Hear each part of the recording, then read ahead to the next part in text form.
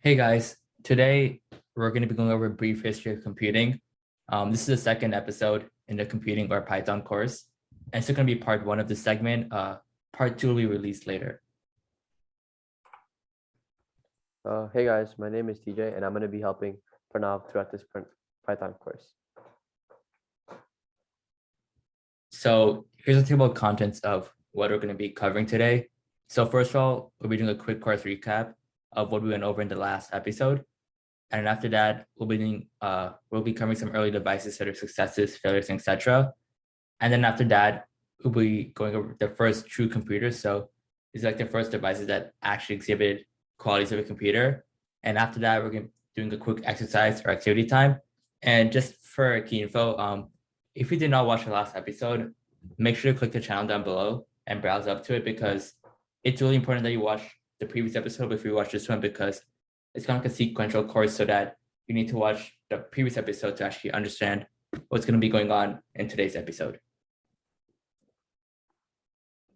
So today we're going to be covering a brief history of computing, which includes major milestones, big ideas, and the interplay between technological developments, social and political factors. For example, World War II was a really big role in the technological advancements and the start of computer science. So next, we'll be going over a quick course recap of what we covered in the last episode. So in the last episode, we did a quick course overview. So this includes basically how the course schedule is going to be looking like, when the videos are going to be coming out, some topics we're going to be covering, some goals we want to achieve by the end of the course, and also some course logistics. To begin with, early devices for arithmetic was like the first thing that was the closest thing related to computer science. Abascus was the one who invented it, and increased scientific features in the 17th century, and it motivated tools of development of tools to do arithmetic. Ampère's bones were used for multiplication, and Pascaline used them to do addition and subtraction. Leibniz wheels did all the arithmetic operations though. This is a picture of Blaise Pascal's Pascal line, made in 1643, and this was a picture of Leibniz step reckoner, completed in 1694 on the bottom right. Both very ancient products, but it was a start for something.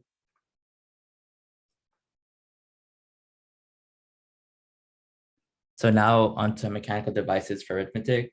So it's a key problem to think about, how to make the carry work reliably in a purely mechanical system. And it's kind of pretty harder than you think.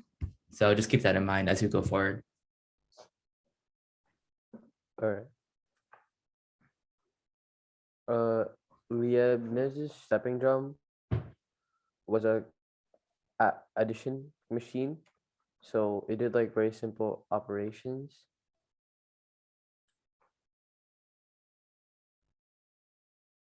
Here are a few shortcomings of early devices. Number one is that they demonstrated how mechanization could simplify and speed up numerical computation, and that was clearly a benefit, but they do not have memory, which is storage for data, and they're not programmable. And these are like the two major qualities or attributes that define what is a computer and what is not a computer. Weaving, it's like using fabrics to like intertwine things, and people used to make it with patterns and pictures. So now into Jackrabbits Loom. It's a programmable machine in binary storage. And many historians consider this to be the first actual computing device because it has storage and it's also programmable. And it was developed by Joseph Mary Jacquard in 1801. The loom was controlled by a loop of punch cards, and the holes in the punch cards determined how the knitting proceeded, yielding very complex weaves at a much faster rate.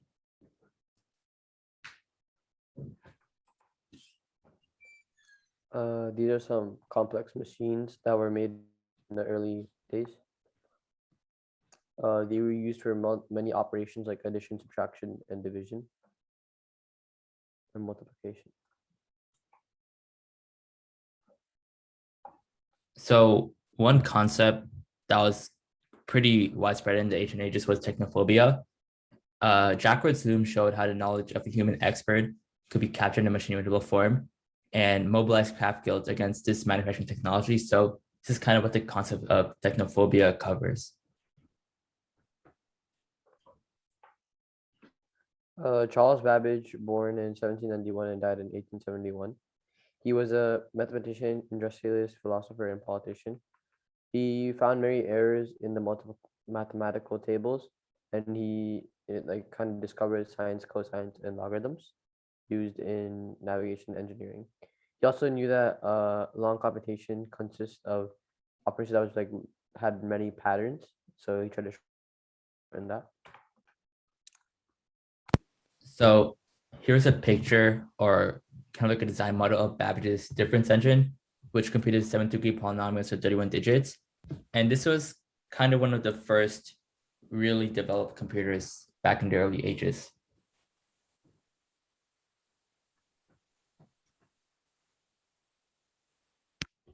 Uh, this is the difference engine, and there's a picture of it in the 1832. Charles Babbage constructed this in 1991.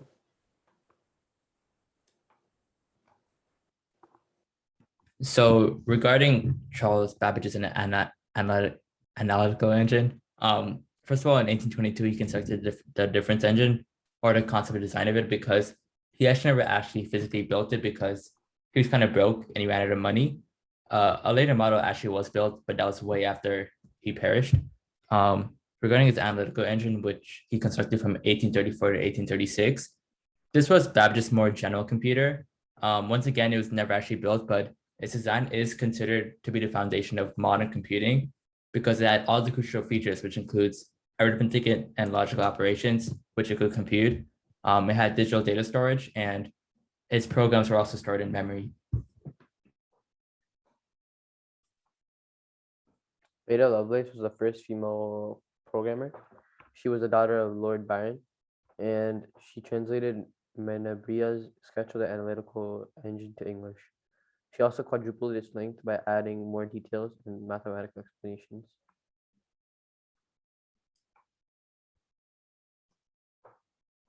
So now onto Herman Holliard and the Holliard census machine. So now we're on the 1880 US Census, and the problem at the time was that the amount of data that needed to be analyzed was growing so quickly due to immigration because it's kind of like a hotspot for people immigrating to the US. And it required almost a decade to compute the 1880 census. So the census was about like the population of the US, how many people were living in the US. So in 1882, Holliard investigated a suggestion by Dr. John Shaw Billings, head of the division of vital statistics for the Census Bureau. And this is something he said in quotes: there ought to be some mechanical way of tabulating census data, something on the principle of the Jackrabbits Loom, whereby holes in the card regulate the pattern to be woven. And as you can tell from the quote, Holliard really took inspiration from Jackrabbits Loom, which, as I said before, was quite probably the first true computing device. And Holliard later did found IBM, a popular technological company. If you guys may have heard of that. This is the Holliard census machine, the actual one, and it demonstrated the advantages of automated information processing to solve real problems like the finding out how much the population was in 1880 and so on.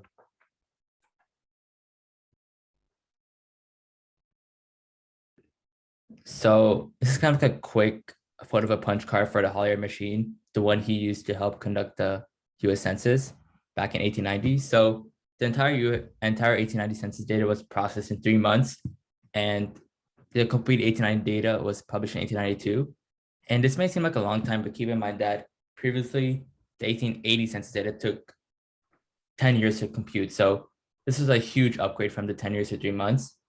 And at the time of 1890, the total population that was computed of the US was 62,622,250.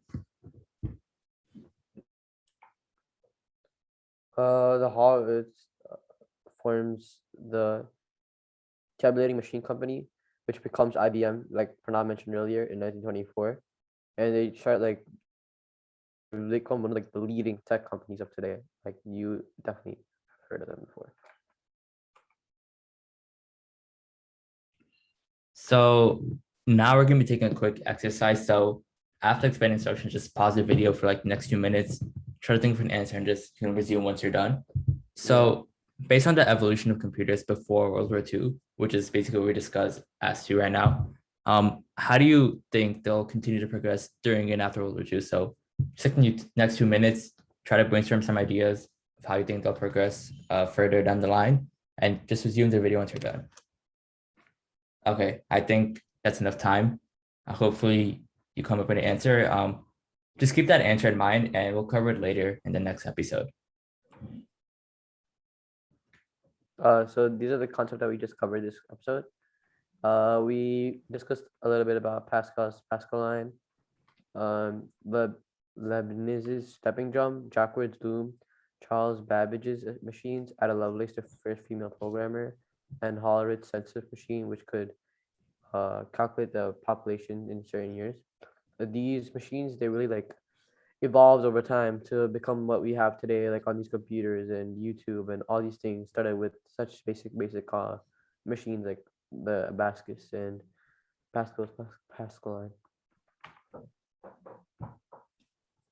So next up, we're going to be releasing a brief history of computing, episode 3, and this will be part 2. So this will cover all the important events during World War II and also after World War II. So stay tuned for that. They'll probably be coming on the next 2 or so weeks. So yeah, stay tuned for that. Yeah, stay tuned.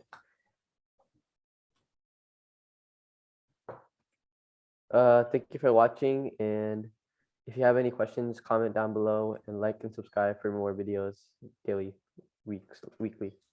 Thank you.